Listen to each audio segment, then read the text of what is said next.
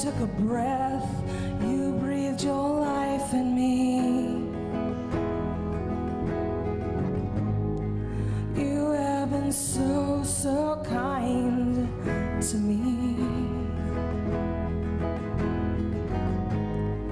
You have been so, so kind to me. Oh, the overwhelming, never-ending, reckless love of God. Oh, it chases me down fast till I'm found, leaves the 99. I couldn't earn it, I don't deserve it, still you give yourself away. Holy, overwhelming, never-ending, reckless love of God.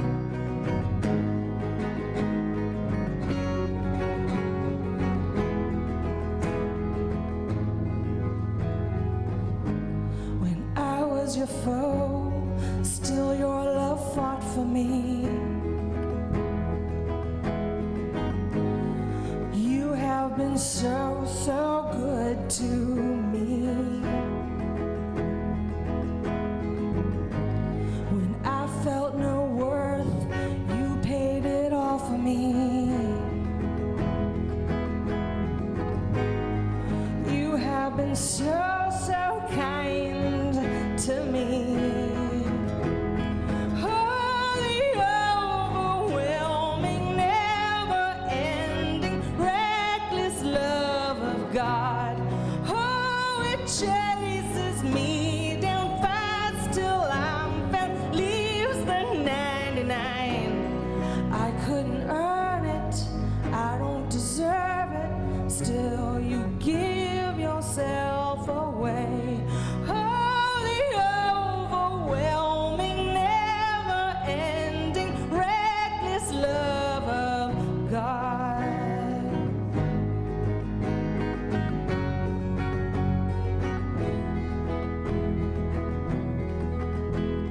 There's no shadow you won't light up, mountain you won't climb up, coming after me, coming after me.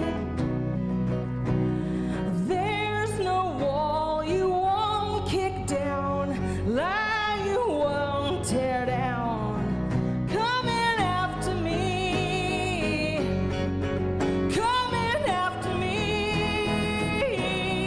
Oh, the overwhelming, never-ending, reckless love of God.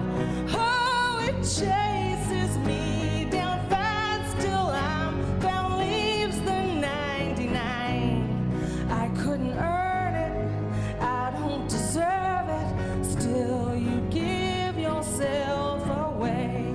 Holy, overwhelming, never-ending, reckless love of God. I couldn't earn it, I don't deserve it, still you give yourself away. I immediately remembered something about my home church in Little Ottawa, Kansas, that had this, it was this old church, glorious building and structure and all that. And I kind of had been all over that church except for one spot. And I could never figure out why I couldn't get in there. And it even had its own entrance from the outside. It had kind of like this coffee cup sign on it. I had no idea what it was, but it went down there. And somehow, some way, I got in there one time. And there was a whole room I knew nothing about. And it kind of had that damp, musty smell because it was the basement and it wasn't very well lit. And I found out that's where AA met, in that church. And I never knew about it, which is a real problem, isn't it? Why wouldn't I know about that? Why wasn't the church celebrating that? Why was the church keeping them in the damp, dark basement? Curious things, our biases, our prejudices that we put on other people. So this is what happened with Peter. He nails it. How do you think Pete's feeling now, by the way? He just aced the test, got the high five from Jesus. What do you think? How's he feeling? I'm on top of the world. Hey, I'm on top of the world. All right, I mean, he's ready to dance. He's feeling pretty great. Until Jesus starts to talk differently. And after he has this to say, we go to the next screen and see how Jesus continued. From then on, Jesus began to tell his disciples plainly that it was necessary for him to go to Jerusalem, that was the enemy territory, and that he would suffer many terrible things at the hands of the elders, the leading priests, and the teachers of religious law. He would be killed, but on the third day, he would be raised from the dead. But Peter took him aside and began to reprimand him for saying such things. You got to remember now, Peter's the star pupil, right? I mean, he could be teaching the class. So he's recognizing the error of Jesus' ways, and somebody has to get this guy straight. So, wow, what a favor he's doing Jesus. So he pulls him aside, reprimands Jesus for saying such things. Heaven forbid, Lord, he said. This will never happen to you. Why would Peter say this? Because none of this is what he wants to happen to Jesus. Jesus is talking nonsense. Peter has his idea of what Messiah is going to mean. This is going to be a revolution. We're going to be on top. We're going to be leading with you. It's going to be great. God's going to show up. It's going to be like the days of old. Roman Empire is going to be wiped out. Judaism is going to be on top. It's going to be sweet. So let's get this thing going. None of this nonsense about you're going to suffer. You're just having a bad day, Jesus. And your bad day is starting to rub off on us. So why don't you get it straight and come back to us after you've had a good night's sleep and a good breakfast. That's Peter's attitude. You don't know what you're talking about, out of his own bias, his own prejudice. And we see how Jesus responded in the next slide. Jesus turned to Peter and said, "Get away from me, Satan. You are a dangerous trap to me. You are seeing things merely from a human point of view, not from God's." What an interesting thing to say. And just at face value, I asked the question, how do you think Peter's feeling now? Right about this big. He just went from star pupil to flunky, just like that. He's got the dunce's cap on in the corner, and he feels like an idiot. And he realizes right away, we've got a problem here. Let me back up and clarify a couple things that Jesus says up here. First of all, the "get away from me, Satan" thing, that's kind of a harsh thing. One thing you need to recognize is the idea of evil, the personification of evil, if that's Satan or the devil or whatever. There's not just one voice on that in Scripture, but depending where in Scripture you look, you recognize that the idea of evil and the personification of evil and the role of evil change over time. And so the earliest picture that we actually have is in the book of Job, because Job is the oldest book in the Bible. And the picture you have of Satan there, this figure, is welcome into God's court and actually acts as a prosecuting attorney. Next to the exchange that he has with God, right, is, are you sure there's anybody really faithful on the whole earth? Let me find out. Let me put somebody on stand and see if I can pick it apart. That's kind of the reference that we have here. And so he's saying, I don't need a prosecuting attorney here. I don't need one more voice telling me that we want you to be the Messiah we've been dreaming about. I've been tempted by that for so long. And Jesus is probably thinking, right after I was baptized, I did the naked and afraid thing and was in the wilderness for 40 days, sorting out the temptations of culture and what I was going to be pressured to do. And I don't need any more of that. So if that's what you're about, get away from me, because I don't need that temptation around me. It's like if you're struggling with alcoholism and your best friend constantly keeps bringing a fifth of Jack Daniels or something to every meal. It's like, that is just so not helpful. I can't have you around me if that's how it's going to be. That's kind of the tone you have to see here. Letting him know, again, you're seeing things from a human point of view, not from God's. So Peter's recognizing that he blew it here. And it was going to continue. Peter was going to learn a lesson here about this third step. And the one he's getting right away is that pride really does come before the fall.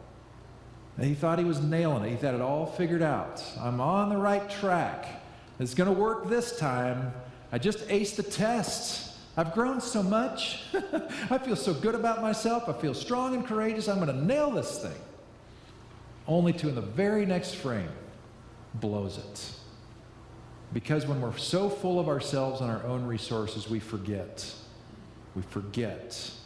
that it is God who redeems us. We forget of our own powerlessness. We forget of our need of God, and we take our will right back. And so to clarify things for the boys, Jesus goes on in the next frame and gives us a picture of what he's really after. Then Jesus went to work on his disciples. I switched translations. We're in the Message translation on this part because I like how he does this. He says, anyone who intends to come with me has to let me lead. You're not in the driver's seat. I am. Don't run from suffering. Embrace it. Bam, right away. Do we all love to embrace suffering? No, we don't. So Jesus is saying, this is going to be counterintuitive. This is not going to be the way culture does it. If you're following me, this is what I mean by letting me lead. It's going to mean different things for you. Follow me and I'll show you how to embrace this suffering. Self-help is no help at all. Self-sacrifice is the way, my way to finding yourself, your true self. What kind of deal is it to get everything you want, but lose yourself? What could you ever trade your soul for? And soul here is a picture of that true self, your very essence, who you were meant to be. And yet we all struggle with whatever we're struggling with, and all of those things, when we compromise and go in that direction and give in to the disease, we are robbing ourselves of our capacity to truly live.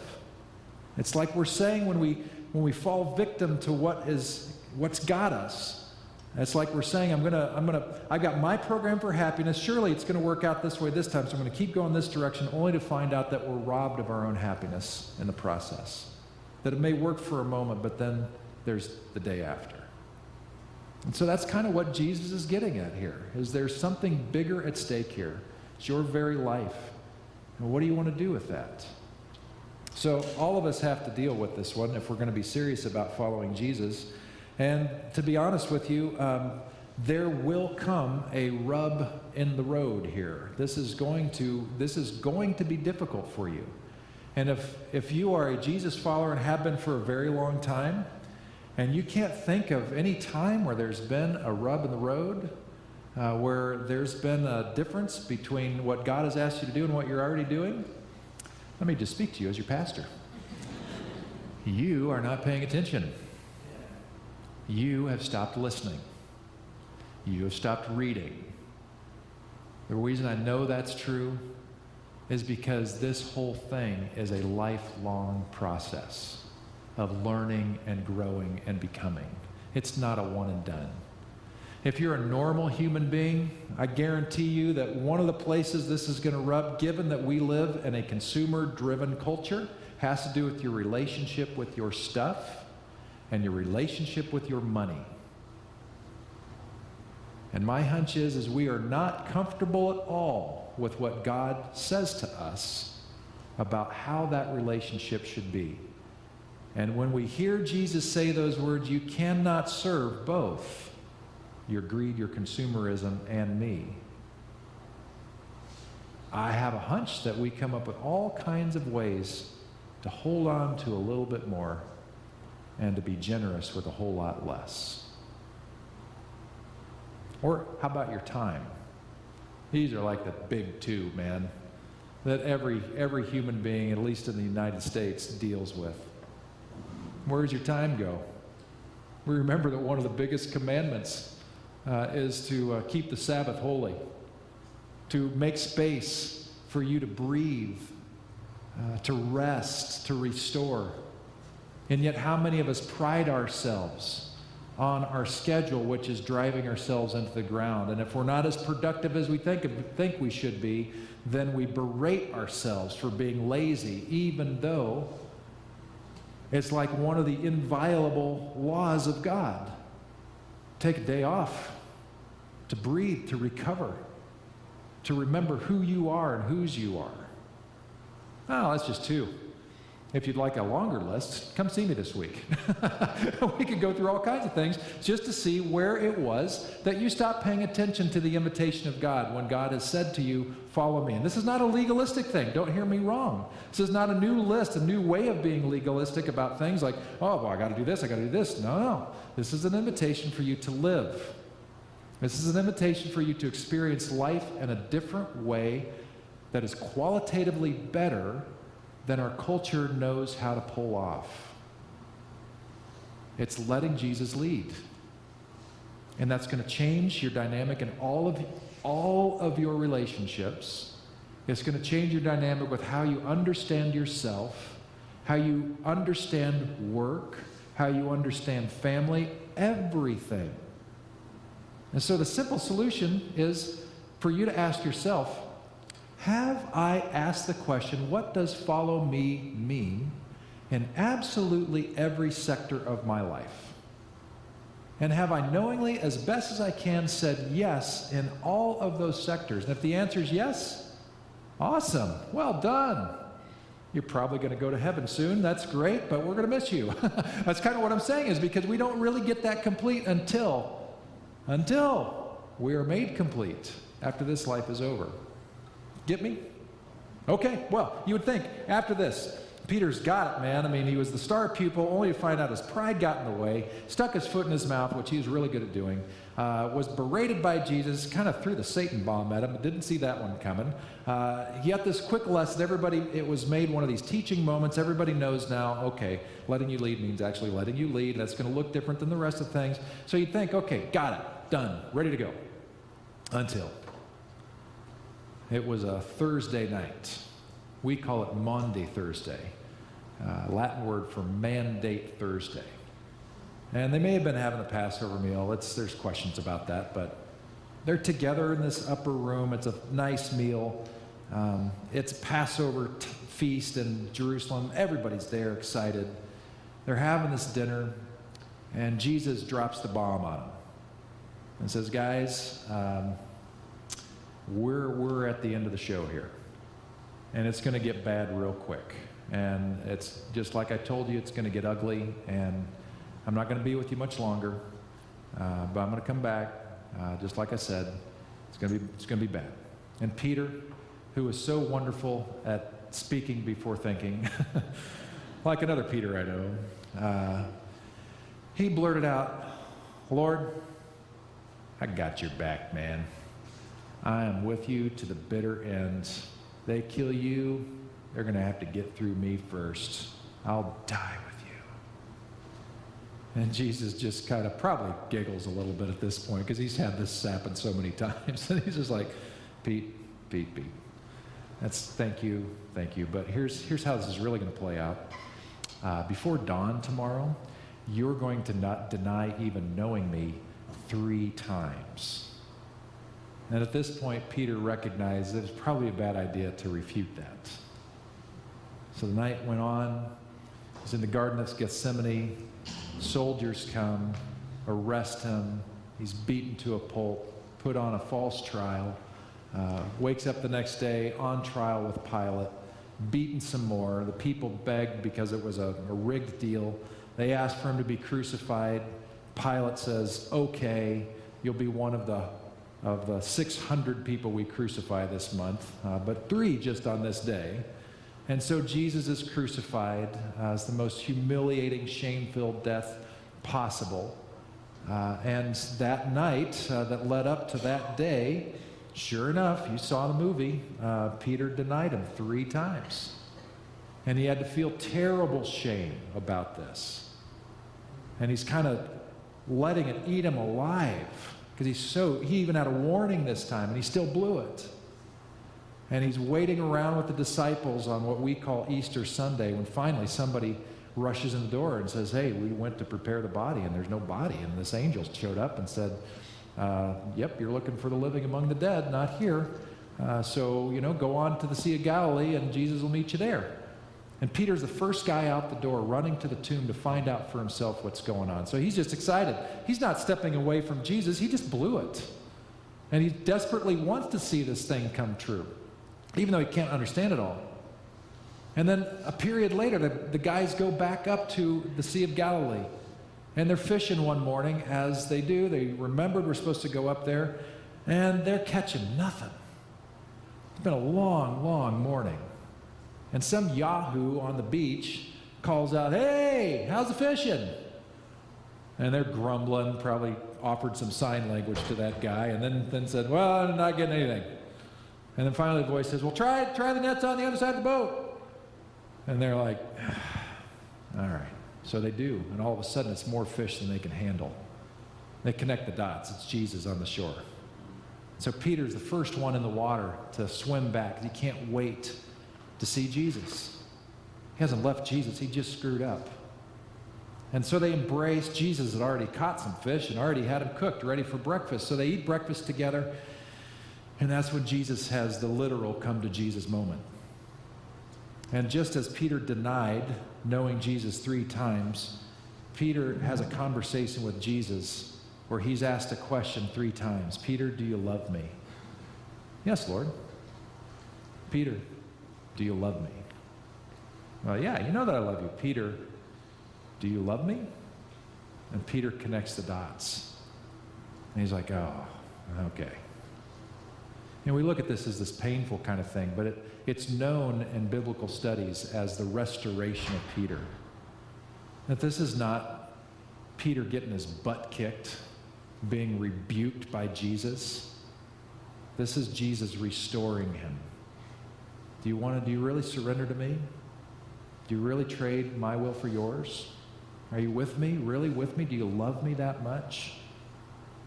And Peter finally, humbled, in a place of clarity, says, "Yes, Lord, I do." And of course, why wouldn't you be? But then the story takes an interesting turn. At the next slide, we see how Jesus ends this little exchange. He says, "I tell you the truth, Pete, when you were young, you were able to do as you liked. You dressed yourself and went wherever you wanted to go. But when you're old, you will stretch out your hands, and others will dress you and take you where you don't want to go." Jesus said this to let him know by what kind of death he would glorify God, crucifixion. Then Jesus told him, "Follow me." And at this very tender place, after being restored, of course, Peter was like, "Well, I just said I love you, so yeah, okay." But then the humanity of Peter shows right back up. Then the very next frame, we see what Peter says back. Peter turned around and saw behind them the disciple Jesus loved. That's how John was known, the disciple Jesus loved. The one who leaned over to Jesus during supper and asked at the Last Supper, "Lord, who will betray you?" And so Peter asked Jesus, "Hey, what about him, Lord?" Jesus replied. In other words, is he going to suffer too? Is the guy you love so much going to suffer as much as the guy who denied you 3 times? And Jesus answered, "What is that to you? If I want to remain alive until I return, what is that to you? As for you, follow me." So it's like me, given the invitation that God has before me to follow me, it'd be like, this does not sound good. This sounds like suffering and death. What about Tom Conwell? Is Tom Conwell, is he going to have to suffer too? Because if Tom's going through, how about Curtis? Curtis knows his Bible really well. I know you like that guy. So if Curtis suffers, then I'm with you too. And what about Ken? Ken's super helpful. If he suffers, I'm all right with it. But if it's just me, I don't know if I'm okay with that. He's putting conditions on the clause. I'm okay with your will, God, as long as I agree with your will. I'm okay with your will as long as as long as it's all equal, I'm okay with it. But my friends, grace isn't equal. Grace is not fair. And just as every person is different, the what's next after the follow me yes is also different. And if Peter knew at that very first follow me invitation what this follow me invitation was going to be, I think he'd have kept fishing. Because he couldn't understand at that point what he was going to understand now. Peter says yes, by the way. He goes forward. There are many other follow me's after this. After Jesus is ascended to heaven, there are more follow me's to come, which is just another reminder this thing's a progression. We don't just do it once and done, but it's an ongoing cycle throughout our lives of listening for the call. Follow me, life abundant, follow me, trust me. It's going to look different, feel different, but it's the best. Just trust me on that. Remember your powerlessness. Remember I am a loving God who is there, who can restore you to sanity, and now I'm asking you to give me your will to do it. But life is tough when we're in the middle of it. I said yes to come to Napa when I was at the height of success in my first full-time pastorate in Northern Illinois. It was cooking. We were the largest church in town. We were the happiest church in town. For number 3, it was heaven. Because success and number 3, we love it. And by the measures of success that I was seeing, I was like, nailed it. Feeling great. And so I got an invitation to come out here, and the church had gone through a series of really hard struggles. And the invitation was to come and try to do a similar thing here as I did in Illinois. And in my arrogance, I said yes to the follow me, which was a God thing, for sure. And I'm so glad I did. And I'm so glad I would have no idea what the next almost 19 years were going to bring my way. Because if I'd have just known what the first 4, 5, 6 years were going to bring, I would have stayed in Northern Illinois because I couldn't have handled it. I would have said, there's no way I'm going to leave this and choose to go through that. But now, I really wouldn't have it any other way. I've made mistakes for sure. My arrogance has gotten in the way. I've blown it here and there, sometimes in ways that are obvious and other ways that are just interior and private and ego and all that crap that happens in us. That's just reality. But I'm so grateful.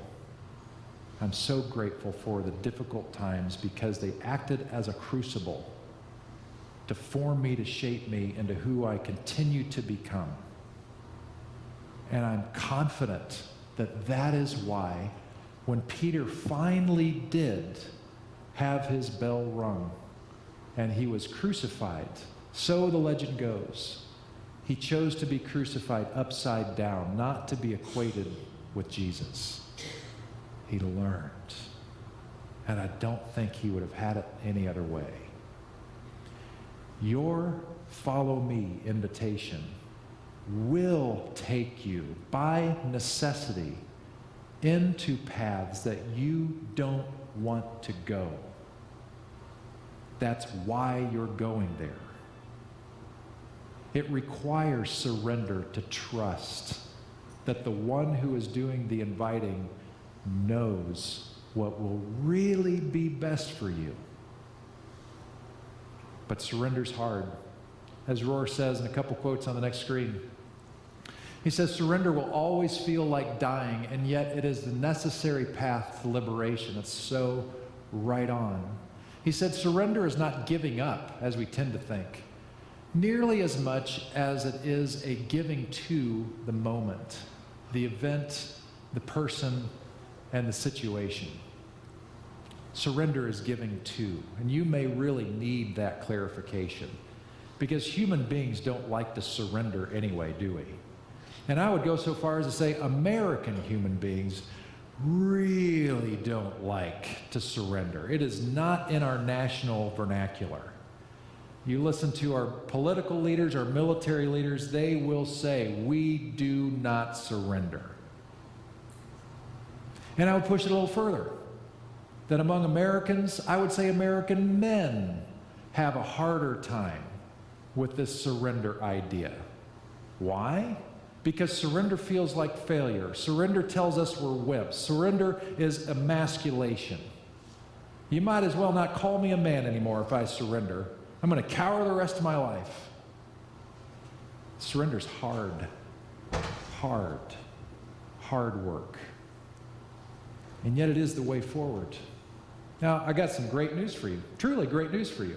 The good news for you, great news for you, is you're already used to surrendering. You just don't know it because you haven't thought about it this way of giving to. You're all a bunch of losers, let me just tell you that. And you know that you are. Because there have been multiple times in your life when you have surrendered willingly, without even giving it too much thought, but you have. I bet that every single person in here has been to see a doctor at one point in your life. Am I right about that? At least once. Yeah. And when you go to see a doctor, you do a crazy thing. You let them poke you and prod you, and sometimes they will say crazy things to you like, well, here's what we're going to do. We're going to put you to sleep. We're going to cut you open and do some stuff, and then we're going to sew you back up, and hopefully you'll wake up. What do you say? and we say yes, right? Or they might say, if we're fighting cancer or something, or some other, disease kind of thing that requires ongoing treatment, they might say to you, well, here's the deal. We're going to put poison in your body with the hope that that poison will kill off the very cancer we're trying to kill. You're going to be in absolute misery for the next period of months, but we think it's going to save your life or at least extend your life. And most of the time, we look at that and we surrender our will to the will of the doctor. We suspend our desire to protect ourselves and we trust another with the best. I got a good friend, his name's JD, and he's an oncologist, and just yesterday, I was having a conversation with him, and he said, man, Pete, it's been a tough week. And I'm like one of the only guys you can talk to about this stuff. And he said it's tough because I had to tell 2 people that it was the end, that it's over. And he said one person, just had been holding on forever and just it was not going to happen. And this other guy, he's younger. He shouldn't even be in this situation. And I told him, you've got to get treatment. You've got to get treatment. And he just flat out refused, and now he's dead. So sometimes we do refuse to surrender our will. And it catches up with us in horrible, horrible ways. It's not just the doctor. You do it in other ways as well. I haven't had to do this a lot. Actually, I don't think I've ever really had to do this, but some of you have paid hundreds and hundreds and hundreds and hundreds of dollars, even thousands of dollars to a lawyer to avoid paying even more thousands of dollars to somebody else. And you surrendered your will to that legal authority because they know the system and the legalities better than you do. So you surrender your will to them. You have the little light show up on your dashboard for your car and you're not mechanically inclined. What do? You call the mechanic and you say, I've got a light on my dashboard. What do I do? And you bring in your car and they tell you, well, we got to do this, we got to do this, we got to do this. It's going to cost some money, but then we'll get you back on the road. And what do? A lot of the time, you say, okay. You are surrendering to that authority of someone who knows better. Financial planners who are working with you, they understand markets, they understand savings, they understand budgeting better than you. And when you go to a financial planner and they say, hey, let's set up a plan so that you can be where you want to be in the future, you succumb to that will. And you say, okay, I'm going to do that. But like the financial planner, who might give you a budget to live by, you do something with him that you also do in the faith. You look at that budget and you say, I don't like that budget. And you walk away from the budget. And you find yourself in a mess. The New Testament talks about what we're supposed to do in terms of surrendering. And they say we are meant to be living sacrifices. But an old friend told me years ago, the problem with living sacrifices is that they continue to crawl off the altar. And they have to be coaxed again and again. Get back on the altar. And so it is with step 3. It's not a once and done thing. It's a daily thing. And if your thing's alcohol, if that's it, it's a daily thing. I'm powerless against this thing. I believe that there is a higher power that can restore me to sanity, and I am choosing in step 3 to surrender my will to that higher power to lead me, because my way, my program for happiness has not worked and is not going to work. So for me, as a 3, and again, it's just a tool to help me see myself, but knowing that I will never feel good about myself, I will question my worth, I will challenge my esteem, I will feel like a loser if left to my own devices when I'm at my worst, at my lowest, because I will never live up to my own expectations.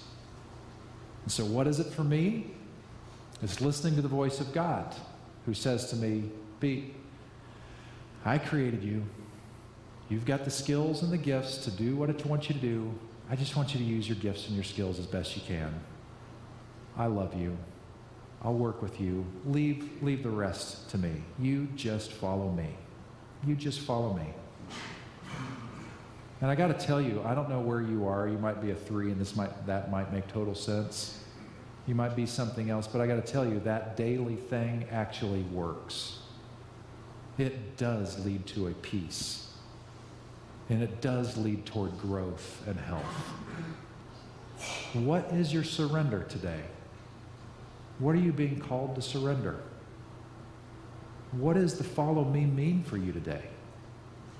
What aspect of your life might the Spirit be whispering into your ear even now, saying, hey, let's talk about this, because you think you're nailing it, but actually, I've got a better way for you. And if you'll trust me, I'll show you. And it's going to lead to life. It's going to seem counterintuitive, countercultural even, but it's better. Will you trust me? Will you follow me? And the more we get used to hearing that invitation, because it is an ongoing invitation, the more we just might find out that the yes works. And we find ourselves growing more and more into our true self, who we're created to be. And we find ourselves more and more experiencing life at an abundance level that we didn't even know was possible. That's the promise of Jesus. He says to you, even now, follow me. Let's pray together. So God, as we are present in this space, I am confident you are very present in this space. I am confident that you are present in every space. And that all the time, not in a burdensome kind of a way, but as a positive invitation kind of way, you are constantly whispering to us, hey, follow me. I got your back on this. I love you more than you love yourself. I see you better than you see yourself. Follow me. Trust me. Not just for you, but for the whole world. Let's do something. Let's make a difference with your life. Let's actually live. And I think God is doing that even now. And I'm wondering if you have been quiet enough, Crosswalk, to hear it. And I wonder if you'll trust enough to say yes. Yes to this invitation of Jesus to do life with him, life in his way, which is the way of God, which is the way of life, the way of love, the way of grace, the way of hope. And I wonder if you're willing to just surrender. So God, help us. Help us in this quiet moment, and help us in the song to come. That more and more we would allow ourselves to say yes. That we would say, I surrender all. In Jesus' name, amen. We have one final song to sing, and I would invite you to stand and sing along with Jennifer. Classic hymn.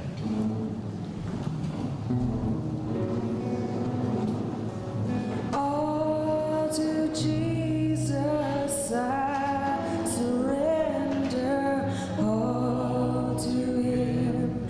I freely give. I will ever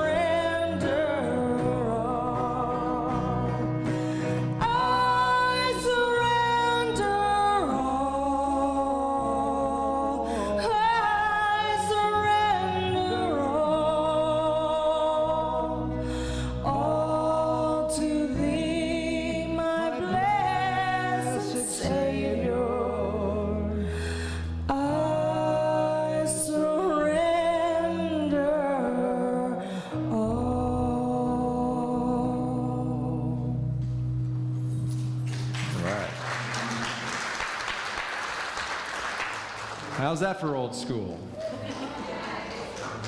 This is the benediction from the Apostle Paul. May the God of peace make you whole and holy. May you be kept safe in body, heart, and mind, and thus ready for the presence. God has called you and will not fail you. Go in peace. Thanks for coming. See you next week.